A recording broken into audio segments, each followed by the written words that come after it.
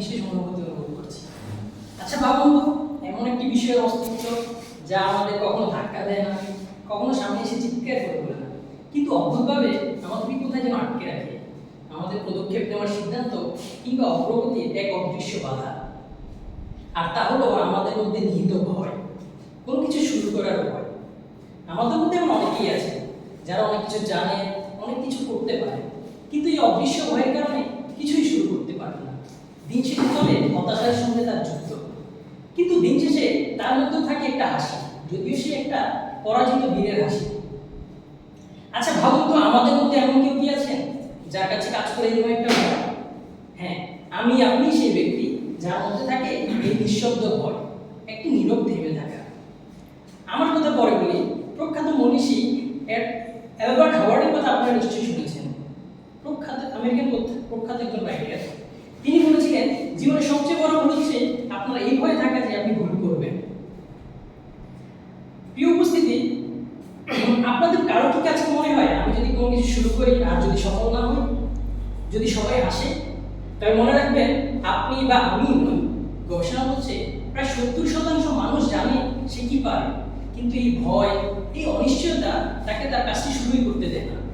মনে রাখবেন, এই ভয়, এই অনিশ্চয়তা কখনো সামনে এসে চিৎকার করে না, বরং খুবই আস্তে করে বলে, আরে এখন না, আর একটু ভালোভাবে প্রস্তুতি নাও। এখন যদি প্রস্তুতি নিয়ে শুরু করতে না, ভালো করতে না পারো, যদি তুমি সফল না হও, মনে রাখবেন এই ভয় আপনার সামনে এসে চিৎকার করে বলতে না কখনো, তুমি যদি এখন সফল না হও। প্রিয় উপস্থিতি, এই ভয় আমাদেরকে পশ্চাতে ধরে রাখে। আমার একটা বন্ধুর কথাই বলি। আমার একটা বন্ধু ছিল, নাম আগে, অসাধারণভাবে কথা বলার সময় যেন মুখ থেকে কাব্যের মুক্তা ঝরে। তার লেখাও ছিল অসাধারণ। আমরা সবাই তাকে মজা করে বলতাম গরিবের বই না হবে। কিন্তু আজ তাকে বলতাম যে তুমি বই লেখো, সে হেসে বলতো, আরে না, এখন পারফেক্ট সময় হয়নি, আরো ভালোভাবে প্রস্তুতি নিয়ে আরো ভালোভাবে শুরু করো। কিন্তু তার ওই পারফেক্ট সময় আর কখনো আসে না। আজ সে তার কর্মব্যস্ত জীবনের আইডিয়াল হিসেবের কাছে ওই কাব্যগুলো কোথায় যেন হারিয়ে গিয়েছে। প্রিয় উপস্থিতি, আমাদের আজ ওই আইডিয়াল হিসেবের কাছে ওই কাব্যগুলো কোথায় যেন হারিয়ে গিয়েছে। প্রিয় উপস্থিতি, একবার ভাবুন তো, আপনি যদি কিছুই না করেন, আপনি যদি শুরুই না করেন, কেউ কি জানবে আপনি কে? প্রখ্যাত রাইটার জিগ জেগলারের কথা আমরা সবাই শুনেছি। তিনি বলেছিলেন, শুরু করার জন্য অসাধারণ কিছু করতে হয় না, অসাধারণ কিছু করার জন্য শুরু করতে হয়। আপনি শুরু করেন, আপনি পারবেন।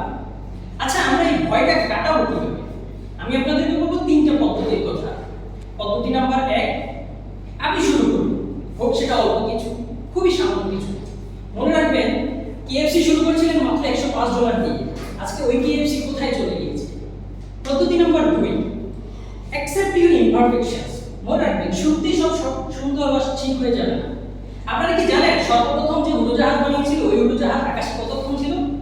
আপনারা ভাবলে অবাক হবেন, ওই উড়োজাহাজ মাত্র 12 সেকেন্ড ছিল। আমাদের হুকিং এর জন্য যে টার্গেট, সেটা 27 সেকেন্ড থাকে।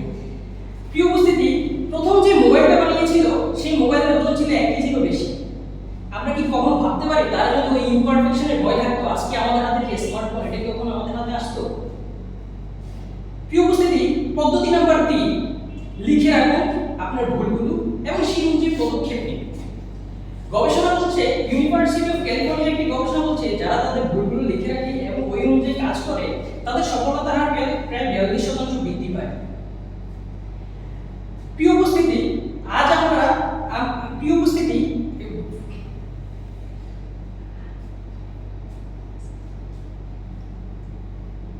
ভালো হচ্ছে তো। আজ প্রিয় উপস্থিতি, আমাদের মধ্যে আছে সম্ভাবনা, মাথায় আছে পরিকল্পনা, হাতে আছে